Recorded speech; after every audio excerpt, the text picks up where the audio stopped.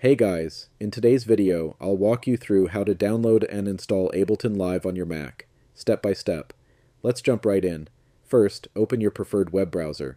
I'm using Brave, but you can use Safari, Chrome, or any browser you like. Next, go to ableton.com. Once you're on the home page, click the button in the top right corner that says, Try Live 12 for free. This will take you to the download page. Scroll down until you see the Mac OS Universal option and click Download. The installer will begin downloading automatically.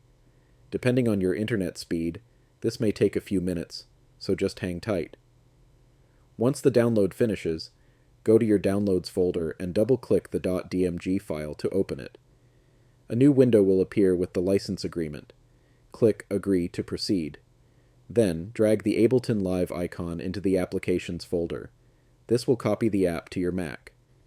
Once the copying process is complete, you can close the window and move the installer to the trash.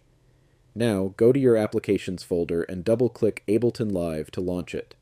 Mac OS might show a security warning since the app was downloaded from the internet. Just click Open to continue. When Ableton launches, you'll see a few options. Log in, enter a serial number, or start a free trial. If you already have a license, go ahead and log in to activate it. If not, click Try Live to get full access for 30 days. In my case, I already have a trial license activated, and that's it. Ableton Live is now installed and ready to use on your Mac. You can start creating music, experimenting with loops, or exploring the interface. If this video helped you out, don't forget to like, subscribe, and hit the notification bell for more easy Mac tutorials.